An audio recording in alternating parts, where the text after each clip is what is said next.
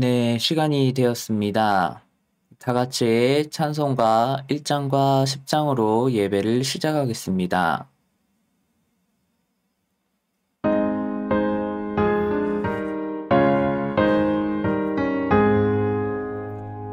만복의 근원 하나님, 온 백성 찬송 드리고 저 천사여 찬송하세.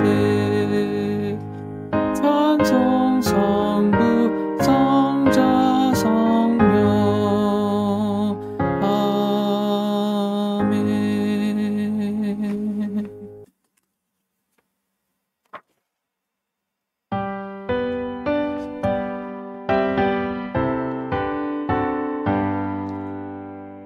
전능왕 오셔서 주 이름 찬송케 하옵소서. 영광과 권능의 성부여 오셔서 우리를 다스려 주옵소서. 강생한 성자여 오셔서 기도를 들으소서. 택하신 백성들 복 내려주시고 거룩한 마음을 주옵소서. 위로의 주 성령 오셔서 큰 증거 주옵소서. 전능한 주시여 각 사람 맘에서 떠나지 마시고 계십소서. 일체께 한없는 찬송을 드립니다. 존귀한 주님을 영광 중 배우고 영원히 모시게 하옵소서. 아멘.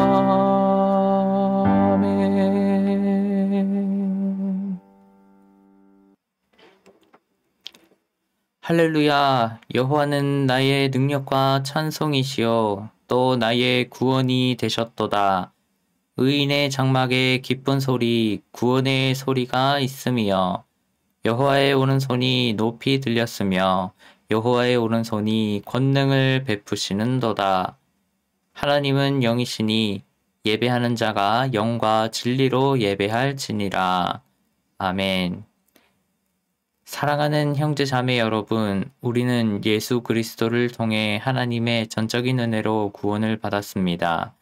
이 시간 그 놀라운 은혜에 감사하며 죄악된 삶을 회개하고 하나님이 보시기에 아름다운 삶을 살아가도록 간절한 마음으로 기도하겠습니다.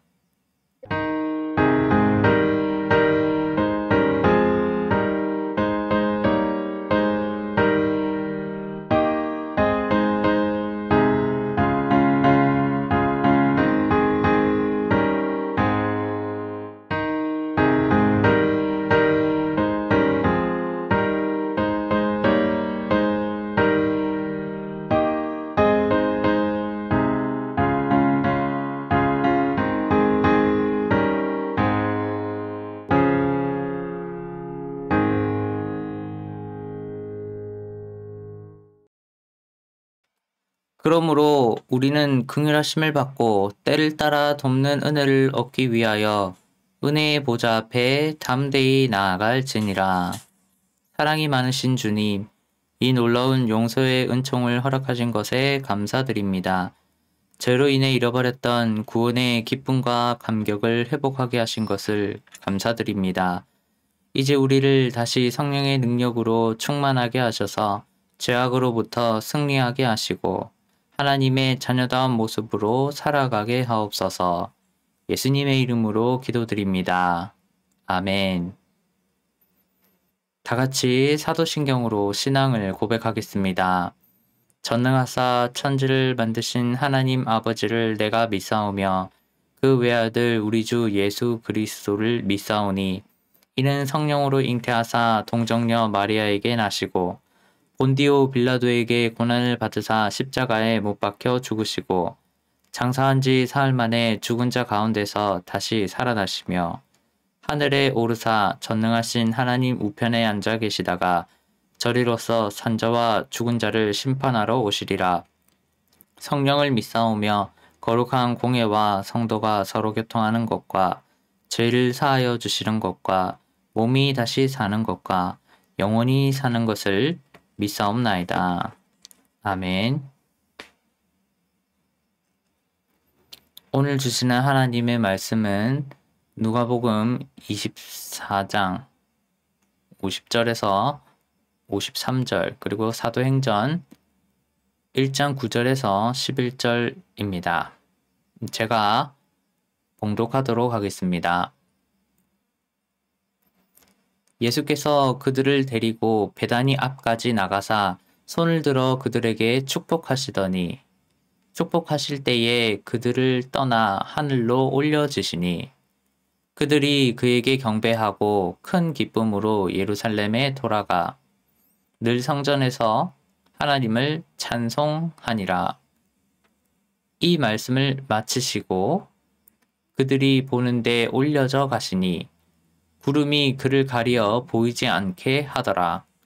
올라가실 때에 제자들이 자세히 하늘을 쳐다보고 있는데 흰옷 입은 두 사람이 그들 곁에 서서 이르되 갈릴리 사람들아 어찌하여 서서 하늘을 쳐다보느냐. 너희 가운데서 하늘로 올려지신 이 예수는 하늘로 가심을 본 그대로 오시리라 하였느니라. 아멘.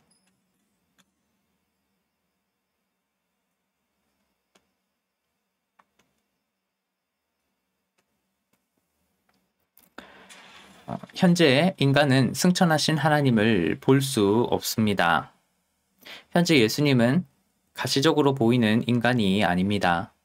현재 예수님은 하늘에 계십니다. 현재 인간은 예수님의 존재 방식을 수사학적으로 설명합니다. 현재 예수님의 존재 방식을 공간적으로 또한 이 물리적으로 설명할 수 있는 사람은 없습니다. 이는 피조물의 한계에 기인합니다. 인간은 신의 존재 방식에 대해 명확하게 또한 체계적으로 설명할 수 없습니다. 현재 예수님의 존재 방식은 yes or no로 대답해야 하는 부정신학을 이용해 설명할 수 있을 뿐입니다. 인간은 승천하신 예수님의 존재 방식에 대해 단편적으로 대답할 뿐입니다. 신학에서 승천이란 예수님의 공간적 물리적 존재 방식을 설명하기 위한 소재가 아닙니다. 신학에서 승천이란 예수님이 삼위일체 하나님임을 고백하는 소재입니다.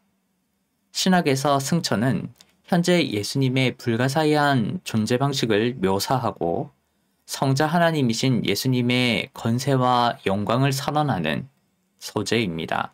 오늘은 예수님의 승천과 누가행전이라는 제목으로 은혜를 나눕니다.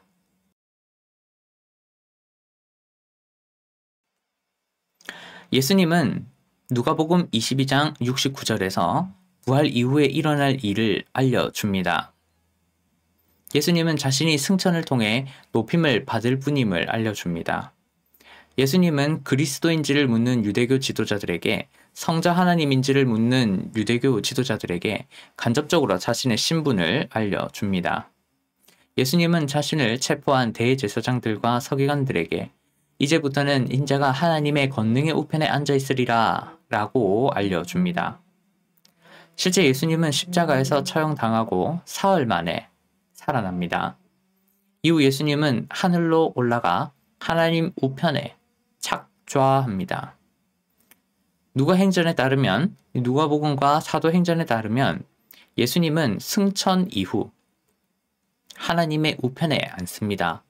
이외에도 신약 성경은 예수님이 하나님의 우편에 앉으신 것을 곳곳에서 언급합니다.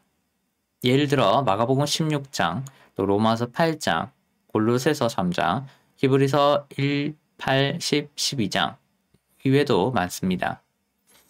성경에 따르면 승천하신 예수님은 성부 및 성령 하나님과 함께 삼위일체 하나님의 권세를 전 우주에 대한 통치권을 행사합니다. 성부 및 성령 하나님의 우편에 예수님이 앉으셨다라는 표현은 삼위일체 하나님만 가질 수 있는 권위가 예수님에게 있음을 선언하는, 예수님이 성자 하나님임을 선언하는 수사학적 표현입니다. 고대의 왕들은 서로 간에 동등한 권위를 가졌음을 표현하기 위해 서로의 양옆에 동일한 높이와 동일한 형태의 보좌를 놓고 그곳에 앉았습니다. 즉 하나님의 우편에 예수님이 앉으셨다라는 표현은 예수님에게 삼위일체 하나님의 신적 권위가 있음을, 성자 하나님으로서의 권위가 있음을 의도합니다. 누가복음의 끝부분과 사도행전의 첫 부분은 예수님의 승천을, 곧 예수님의 하늘 보좌 앉으심을, 곧 예수님의 권위 회복을 다룹니다. 누가는 두 개의 독립적이면서도 연결되는 성경 본문에서 예수님의 승천, 곧 예수님의 하늘 보좌 앉으심, 곧 예수님의 권위 회복이 갖는 각기 다른 의미를 드러냅니다. 누가는 각각의 성경에서 하나의 공통된 소재를 사용하여 누가복음과 사도행전에서 자신이 의도하는 바를 전달 및 연결합니다. 첫째, 누가복음 24장 50에서 53절입니다. 50절에 따르면 예수님은 베다니 앞에서 승천합니다. 누가복음은 예수님이 대표적으로 부활 사역을 행하신 베다니에 주목하며 예수님의 승천 장소를 묘사합니다. 누가복음은 예수님의 승천을 부활과 연결합니다. 누가복음은 인간에게 부활을 베푸시고 스스로 부활하셔서 승천하신 예수님을 강조합니다. 누가복음은 승천과 부활을 연결하여 이해합니다. 관련하여 사도행전은 예수님이 승천한 장소로 감난산을 지목합니다. 누가는 성경의 젖을 의도와 각 성경의 문맥에 맞게 예수님의 승천 장소로 베다니 앞과 감난산을 혼용합니다. 베다니는 감난산의 동쪽에 위치하였기에 예수님이 승천한 장소는 베다니 앞과 감난산에 관련된 특정한 하나의 장소임이 분명합니다. 정확하게 말하면 예수님은 예루살렘 밖 약 3km 지점에 있는 감난산 기슭의 베다니 어귀에서 승천합니다.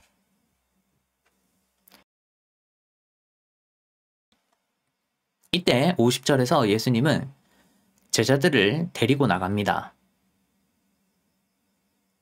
이 표현은 70인역 구약 성경에서 하나님이 이스라엘을 이집트에서 인도해 내실 때 사용됩니다. 예수님은 제자들에게 이집트로부터의 해방을 연상시키듯이 제자들을 데려갑니다. 예수님은 제자들이 가야 할 궁극의 종착지인 하나님의 나라로 데려가는 듯한 모습을 보입니다. 예수님은 제자들에게 내세를 맞이함으로 말미암는 궁극의 자유와 희망을 선물하려는 듯한 모습을 보입니다. 예수님은 제자들을 승천 장소로 데려가시며 자신이 궁극의 자유와 희망과 해방을 주시는 분임을 드러냅니다. 50, 51절에서 예수님은 제자들을 데리고 나간 후 손을 들어 제자들에게 축복합니다. 여기서 손은 복수형이며 이 들다라는 동사는 기도하다를 의미합니다. 즉 예수님은 양손을 들어 제자들에게 축복을 기도합니다. 이러한 행위는 전형적으로 제사장들의 사죄 선언을 연상시킵니다. 예수님은 양손을 들어 기도하는 제사장의 모습을, 인간을 위한 희생제사를 마무리하는 제사장의 모습을, 모든 속죄의식을 마치고 죄인들에게 사죄를 선언하는 제사장의 모습을 드러냅니다. 또한 이러한 행위는 전형적으로 모세와 야곱 등 족장들의 고별 축복을 연상시킵니다. 예수님은 이 땅에서의 마지막 인사를 대신해 제자들에게 축복을 기도합니다. 예수님은 강력한 영적 리더의 모습을 드러내며 제자들이 자신의 가르침을 기억하기를 바라며 제자들을 축복합니다.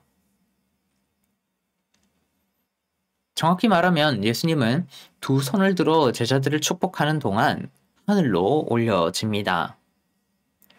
올려졌다라는 수동태 표현은 예수님이 신에 의해 하늘로 올려지는 상황을, 예수님이 신에 의해 신적 권위를 회복하는 상황을 생생하게 묘사합니다. 예수님은 하나님의 능력으로 말미암아 하늘로 올라가는 기적을, 신적 권위의 회복을 성취합니다. 누가는 예수님이 하늘로 옮겨지는 현장을 성자 하나님이 원래의 신분으로 높여지는 현장으로, 성자 하나님의 권위와 신분이 회복되는 현장으로 묘사합니다. 그렇게 예수님은 자신의 그리스도됨을, 인간의 죄를 위해 희생당했음을, 성자 하나님됨을 충만하게 드러냅니다. 관련하여 일부 중요한 사본들에서 하늘로 올려졌다, 예수님이 하늘로 올려졌다라는 구절이 없습니다. 누가복음 24장에서 해당 구절이 적시되지 않는 사본들이 있습니다. 이러한 사본들은 사도행전 첫 부분과 누가복음의 마지막 부분을 자연스럽게 연결합니다. 이러한 사본들은 사도행전의 첫 부분을 부활하신 예수님이 제자들에게 40일간 가르치신 일을 누가복음의 끝부분과 부활 직후의 현영과 자연스럽게 연결합니다. 누가복음 24장 1에서 49절은 예수님이 부활하신 직후에 있었던 일을 집중적으로 다룹니다. 누가복음은 예수님이 부활하신 후 40일 동안 제자들에게 현현하신 사건을 거의 다루지 않습니다.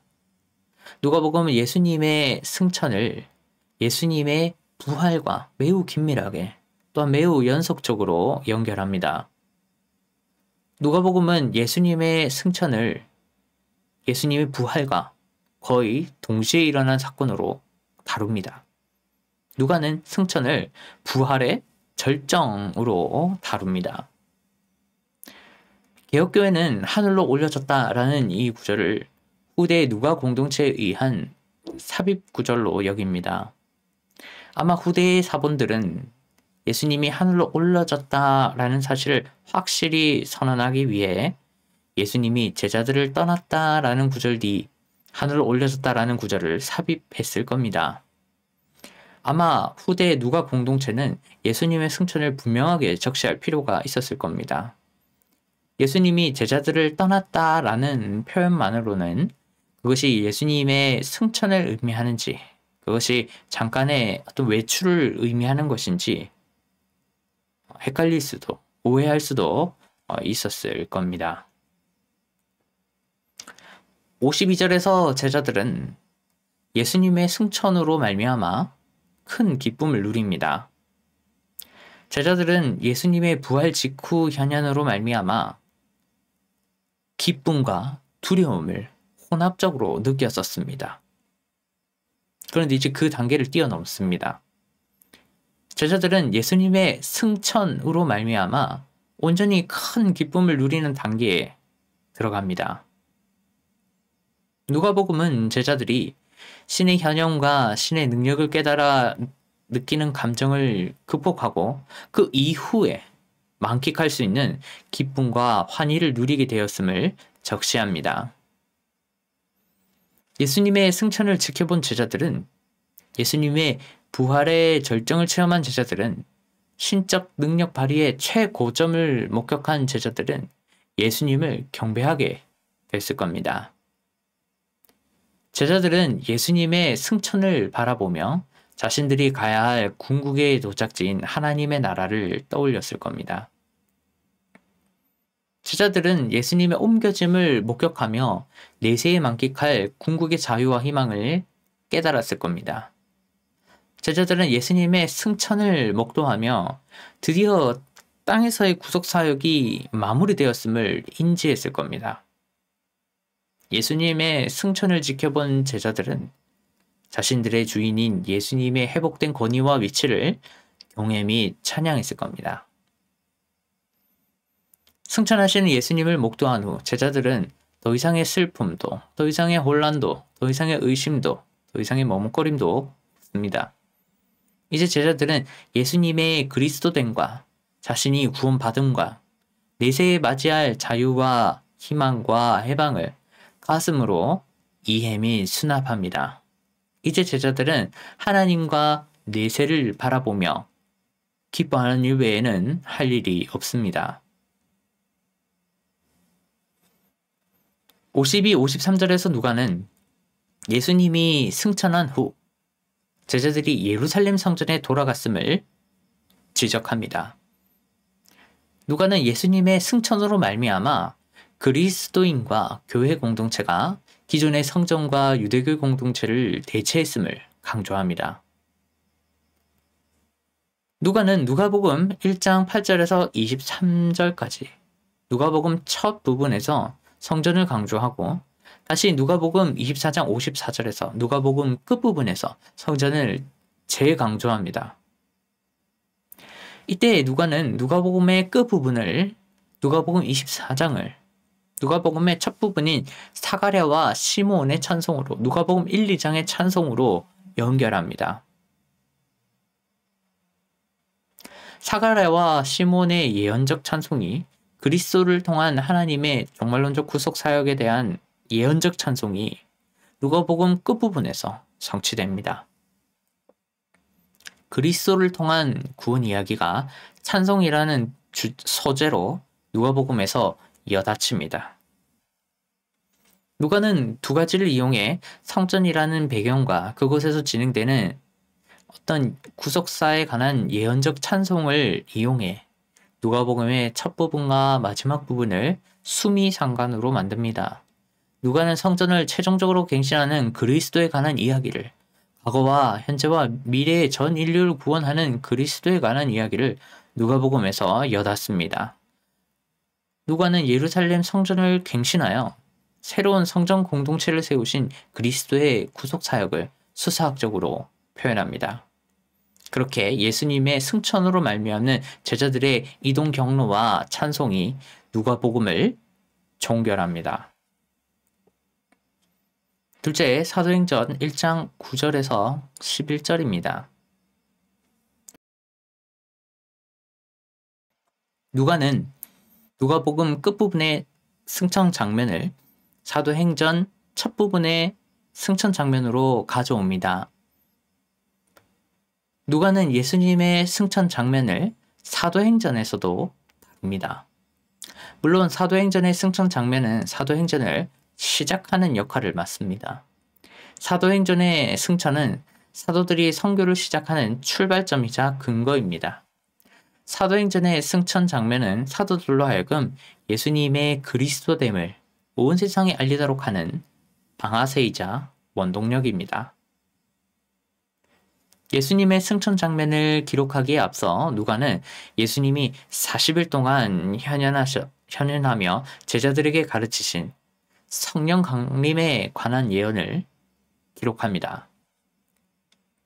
누가는 사도행전 1장 4에서 8절까지 40일간의 예수님 현현과 그때 예수님이 베푸신 가르침을 기록합니다. 누가에 따르면 예수님은 40일 동안 제자들에게 자신의 승천으로 말미암는 신의 부재를 보완하기 위해 성령 하나님이 강림할 것을 예언합니다.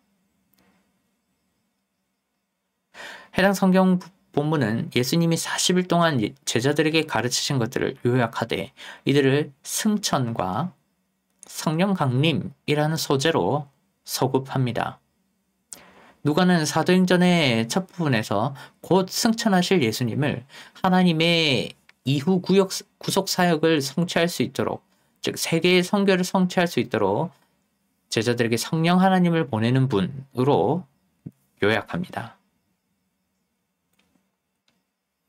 이후 사도행전 1장 9절에서 누가는 예수님의 승천 장면을 누가복음 9장 34절에서 언급된 변화산 사건과 누가복음 21장 27절에서 언급된 재림 사건에 연결합니다. 누가는 하나님의 신적 영광을 드러내는 소재 중 하나인 구름에 주목합니다.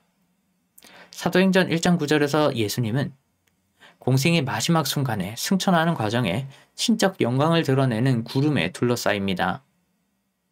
예수님은 변화산 장면 및 재림 장면과 동일하게 신에게만 주어지는 영광을 누립니다. 누가는 사도행전의 첫 부분에서 예수님에게 하나님 우편에 앉는 권세가 있음에, 그리스도임에, 성자 하나님임에, 우주 만물에게 명령할 수 있는 권세가 있음에 주목합니다. 그렇게 누가복음과 사도행전에서 승천을 통해 권위를 회복하는 성자 하나님이 오버랩됩니다. 이후 10절에서 11절까지 두 천사들은 예수님의 승천에 추가적인 의미를 부여합니다. 두 천사들은 예수님의 승천을 새로운 각도로 해설합니다. 천사들은 어찌하여 멍하게 서서 하늘을 쳐다보고 있느냐라고 말합니다. 천사들은 예수님의 승천에 적절히 반응하지 못하는 제자들을 책망합니다. 천사들은 아무런 행동도 하지 않는 제자들을 질책합니다. 천사들은 제자들에게 해야 할 일이 있음을 상기시킵니다. 천사들은 예수님의 승천에 실천적인 의미를 부여합니다. 동시에 천사들은 예수님의 재림을 강조합니다. 천사들은 예수님이 하늘에 올라가신 것처럼 동일하게 곧 구름을 타시고 돌아오실 것이다 라고 말합니다. 천사들은 예수님의 승천을 재림과 연결합니다. 천사들은 예수님의 승천을 종말 또는 내세를 실현하는 필수 과정이자 예수님의 재림을 묘사할 수 있는 예고편으로 다룹니다. 천사들은 승천을 이 땅에서 예수님의 구속사역을 일단락하는 동시에 이후에 종말론적 구속사역을 진행 및 예측할 수 있는 소재로 다룹니다. 즉 누가는 사도행전 1장 전반부에서 예수님의 승천 또는 성자 하나님의 권위 회복이라는 이 소재를 중심으로 세 가지 주제를 유도 및 강조합니다. 누가는 예수님의 승천으로 말미암아 첫째, 제자들에게 성령이 강림할 것이며 둘째, 이를 바탕으로 세계 선교를 수행해야 하며 셋째, 재림이 가능할 것이라 말합니다. 누가는 예수님의 승천으로 말미암아 첫째, 성령을 통한 함께 하심과 둘째, 그리스도인으로서의 선교해야 함과 셋째, 종말론적 구원 사역이 이루어질 것을 강조합니다. 누가는 사도행전의 승천을 성령 강림과 이를 바탕으로 이루어지는 세계 선교와 구속사의 필수 과정인 그리스도의 재림을 가능케 하는 전주곡으로 다룹니다. 말씀을 맺겠습니다. 누가는 누가복음과 사도행전에서 예수님의 승천에 각각 다른 의미를 부여합니다. 첫째, 누가는 누가복음에서 예수님의 부활과 승천을 직결합니다. 누가복음에서 부활과 승천은 예수님의 지상사역의 종결점, 즉 예수님의 공생의 사역의 완결점입니다. 그중 특히 승천은 예수님의 신적 존재로서의 회복을 삼위일체 하나님의 우주적 통치에 참여함을 가장 극적으로 드러냅니다. 승천은 예수님이 본래의 온전한 권위를 회복함을 의미합니다. 승천은 예수님에게 예고되었던 신적 영광에 들어가게 됨의 성취입니다. 누가복음은 일관성 있게 예수님이 신적 영광에 들어가게 될 것이라 강조합니다. 즉 누가복음에서 예수님은 지상 사역을 완결한 후 승천하여 하나님의 영광과 권위를 회복한 존재로 선언되며 마무리됩니다.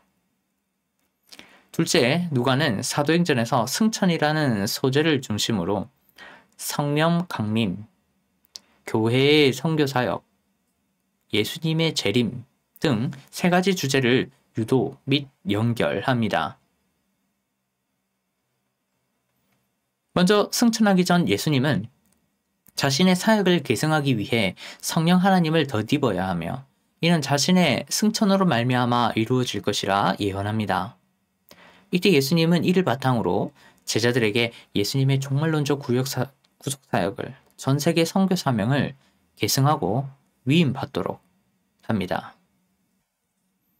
예수님이 승천한 직후 승천하는 예수님 곁에 있던 천사들은 제자들에게 그리스도의 재림을, 예수님이 다시 땅으로 내려오실 것을, 구속사역이 진행 중임을 상기시킵니다.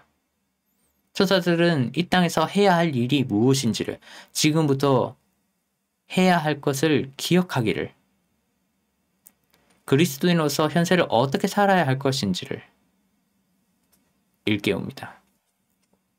마무리하면 누가는 부활 직후의 현형과 승천 장면을 직결하여 예수님의 성자 하나님으로서의 정체와 권위를 강조하며 누가복음을 마무리합니다. 이후 누가는 부활 후 40일 동안의 현형과 승천 장면을 직결하여 현세를 살아가는 그리스도인들의 사명을 구속사적으로 또한 실천적으로 강조하며 사도행전을 시작합니다. 그래서 오늘은 예수님의 승천에 관해 이렇게 한번 기도했으면 합니다. 예수님의 승천을 기억하며 권위를 회복하신 성자 하나님을 경배하게 하소서. 예수님의 승천으로 말미암아 성령 하나님과 함께할 수 있음에 감사하게 하소서. 예수님의 승천 직전 명령을 세계 선교라는 구속사적 사명을 감당하게 하소서라고 이 시간 잠깐 기도하겠습니다.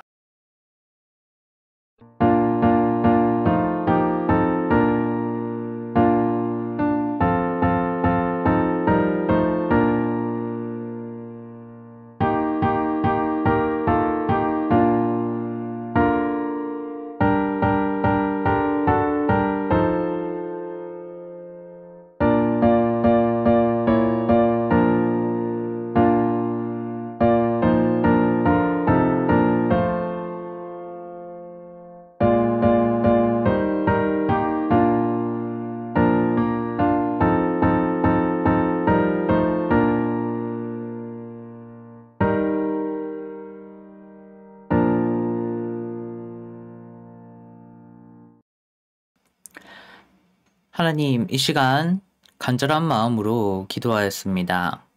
예수님의 승천을 기억하며 권위를 회복하신 성자 하나님을 경배하게 하소서. 예수님의 승천으로 말미암아 성령 하나님과 항상 함께 할 수 있음에 감사하게 하소서. 예수님의 승천 직접 명령을, 세계 선교라는 구속사적 사명을 감당하게 하소서. 하나님, 특별히 이 시간 감사와 순종의 마음을 담아 예물을 드립니다. 이 예물을 기쁘게 받아주시고 하나님이 기뻐하시는 곳에 사용해 주시옵소서. 감사드리며 예수님의 이름으로 기도드립니다. 아멘. 네, 교회 소식입니다. 주일 예배는 온라인으로 드립니다. 채널명 및 URL은 주보의 정기 모임을 참고하시기 바랍니다. 카카오TV 어플을 설치하면 FHD 화질로 예배에 참여할 수 있습니다. 카카오톡으로 접속하신 후 예배 송출 화면에서 FHD 화질을 선택하시기 바랍니다. 교회원 가입 안내입니다. 본 교회는 개척교회이며 향후 개혁신학과 개혁교회 신앙을 추구합니다. 여기에 동의하는 그리스도인은 누구라도 본교회에 가입할 수 있습니다. 2021년 11월, 12월 2달간 교적을 정리하려 합니다. 교회 정관에 따라 교회원 가입이 완료되면 추가적으로 하실 수 있는 것들이 있습니다. 주보를 참고하시기 바랍니다. 헌금 안내입니다. 카카오뱅크로 송금하시되 송금자 이름과 송금 명칭을 기입하시기 바랍니다. 교회 예산 운영과 집행은 매월 초 홈페이지 열린교회 탭을 통해 정기적으로 공개됩니다. 개척교회의 특성상 소득 공제 및 연말 정산을 대신하여 연말에 연간 총 헌금액의 20%를 돌려드립니다.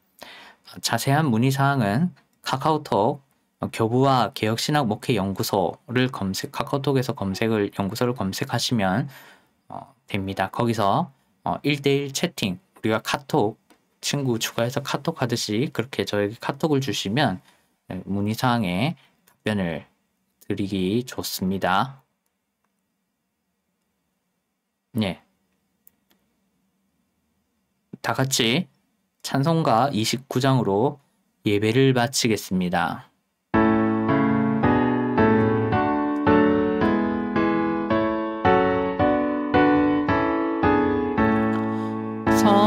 성도여 다 함께 할렐루야 아멘. 주 찬양하여라 할렐루야 아멘. 주 보좌 앞에서 택하신 은혜를 다 찬송하여라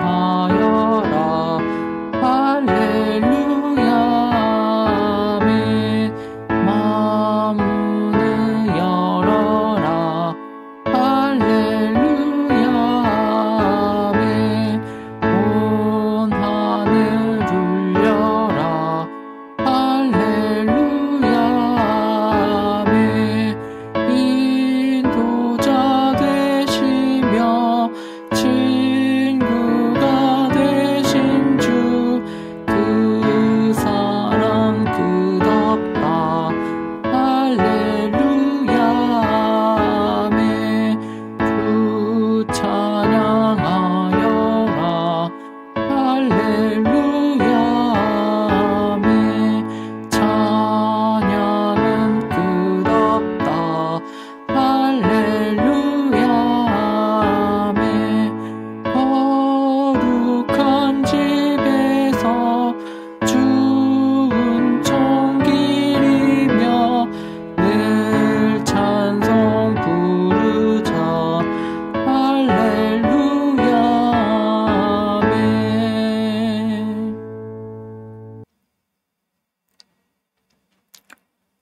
이제는 우리 주 예수 그리스도의 은혜와 하나님 아버지의 극진하신 사랑하심과 성령님의 함께 하심이 오늘 말씀을 듣고 말씀을 실천하기를 원하는 모든 사람들 머리 위에 이제로부터 영원토록 항상 함께 있을지어다. 아멘.